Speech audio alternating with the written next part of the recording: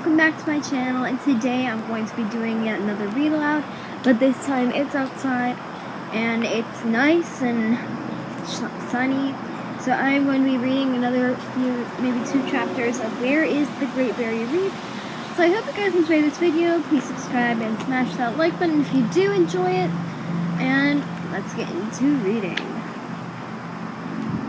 So remember in my last art video there was a read aloud bonus, and so we left off on a page 60, so we're going to start on page 60. If the turtles made it to the water, they'll take cover in floating seaweed and ride the ocean currents for hundreds, even thousands of miles as they feed and grow. Out in the open ocean, young sea turtles are in constant danger. They can be eaten or even caught up in fishing nets. They die from eating floating trash, which they can mistake for food. After 5 or 10 years, when the turtles have grown about the size of a dinner plate, they return to coastal areas to feed and grow some more. Finally, 20 or more years after hatching, baby sea turtles are all grown up. Only one out of every 1,000 hatchlings will make it this far. But when they do, the turtles return to the same area, sometimes the very same beaches where they hatch. That's interesting. Lizard Island in the North Great Barrier Reef is home to, you guessed it, lizards. Captain Cook named this island for its many yellow-spotted monitor lizards. These 4-foot lizards can use their forked tongues to sniff out prey. They can also balance on their back legs and tail to reach their food, like a tasty, crunchy grasshopper high up in a bush. The largest reptile in the world can also be found on the Great Barrier Reef. The saltwater crocodile, known in Australia as the salty, can grow to more than 20 feet long and weigh more than 2,000 pounds. Salties are extremely dangerous.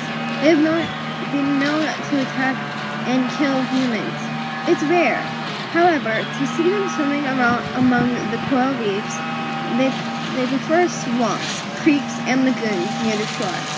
From tiny zooplankton and colorful reef fish to sharks, crocodiles, and whales, so many creatures live in the Great Barrier Reef. But there is more to their beautiful home than just its coral reefs. Chapter 5. So we are going to read another chapter, and let's get started on that. A habitat means a place where certain plants and animals naturally live. A rainforest is a type of habitat. So is the coral reef. However, only a very small part, 7%, of the Great Barrier Reef is made up of actual coral reefs. There are other habitats too.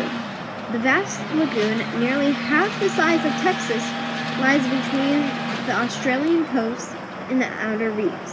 The outer reefs are the closest to the open ocean. The lagoon is a saltwater lake thousands of years ago. Before the sea levels rose, this lagoon was dry land where aborigines lived. Herds of kangaroos once roamed what is now a sandy underwater habitat. The lagoon can be very shallow. In some places, there is 300 feet deep. That's very deep. The lagoon might look empty, but there is plenty of life in this habitat. Shrimp and goby fish grow in the sand together. Sea snakes, crabs, starfish, sea cucumbers, worms, and urchins also call the lagoon home. Rays glide along the sea floor to search for food hiding in the sand. Great hammerhead sharks patrol in the area too, hunting the rays, their favorite food. Steve Irwin, known as the crocodile hunter, Australian Steve Irwin is one of the most famous naturalists. He grew up living and working at his family's zoo and dedicated his life to protecting wildlife. The salty was one of Steve's favorite animals. He would sometimes call the crocodile little beauties, even the big ones. One day in 2006, Steve and his cameraman were filming an 8-foot-wide stingray in the shallow waters of the Great Barrier Reef lagoon. Suddenly, the stingray began stabbing Steve with its poison stinger. Steve Irwin died soon after. Patches of feathery soft coral and seaweed grow in the lagoon. The soft corals serve as nurseries, protecting tiny young fish from predators. As the fish grow up, they move across the floor of the lagoon. They swim from one area of the soft coral reef to another. Then finally, they reach the coral reef as adults. Nearly half the fish that live in the coral reef grow up in the lagoon. In the shallow water close to the shore are underwater meadows of green seagrass. These plants cover about 2,200 miles of the Great Barrier Reef. That's almost enough seagrass to cover the state of Delaware. That's a lot. Seagrass is the dugong's favorite food. The dugong is a mammal also known as a sea cow. Dugongs can grow up to be more than 10 feet long. Some weigh close to 1,000 pounds. And traveling in groups up to 200, each adult dugong eats its way through 80 pounds of seagrass a day. Like sea turtles, dugongs were a favorite food of the aubergines. Sirens. Dugongs and manatees belong to a group of animals known as the sirens. Also, according to the legend, they were mistaken for mermaids or sirens. Elephants are the sirens' closest living land relatives. Around 55 million years ago, the sirens' tails evolved into large paddles. Their forelegs became shorter. Their back legs and outer fingers disappeared. They developed paddles instead of hands, perfect for steering through the water. But a siren's skeleton shows that they still have fingers or bones. Seagrass beds are more than salad bars for dugongs and sea turtles. Fish live there too, picking off bits of algae that grow in the grass. And like the soft coral patches in the lagoon, the seagrass beds serve as a nursery for baby fish. Seagrass beds also capture sediment. Sediment is a substance that sinks in water. It can be made of soil, sand, twigs, and leaves. Sediment gets from land to sea by river and rainwater. Without seagrass beds to stop it, this sediment would be carried out to the reefs. Why is this important? Sediment would make the water cloudy and choke the coral. Mangrove forests are very important to the habitat in the Great Barrier Reef. Mangroves are a special kind of tree. They can live both in freshwater and saltwater. Much of their roots are actually above ground and in the open air. Twice a day, ocean tides flood in the mangrove forests with saltwater. The saltwater mixes with the fresh water from rivers that flow into the lagoon. The mangrove's exposed roots slow the flow of the water from the freshwater streams. The sediment in the streams then falls to the bottom and won't flow out into the ocean. This sediment is thick and rich in organic material.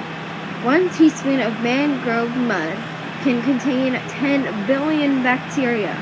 This microscopic superfood helps keep the mangroves healthy. It also feeds animals like fiddler crabs and tiny shrimp. Like seagrass beds, mangroves also serve a nursery for baby reef fish.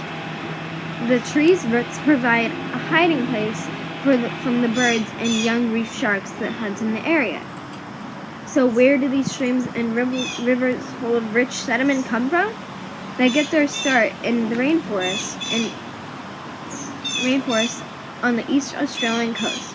These tropical rainforests are the oldest in the world and among the world's wettest places. It rains about 120 days a year, with as much as 2 feet falling in a day. The rain nourishes life in the rainforest, and it feeds the rivers that flow into the mangroves and out into the lagoon. The different reef habitats depend on another the same way animals on the reef do.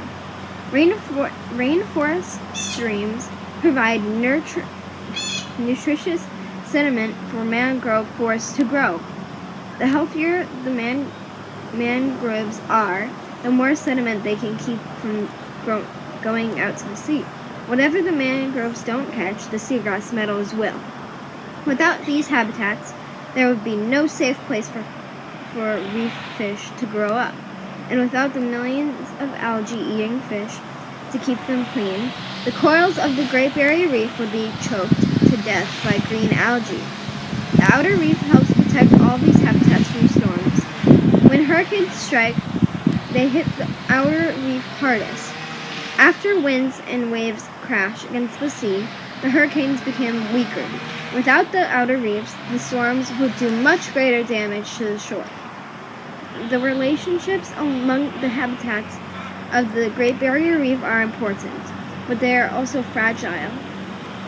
Overall, overfishing, changes in the weather, farming, and pollution all affects the health of the Great Barrier Reef. Sadly, no period has brought more danger to the Great Barrier Reef than it had the past 150 years. Until very recently, Australia was still an unexplored continent almost no one knew existed. Now that has changed. So that is actually all I'm going to be reading today.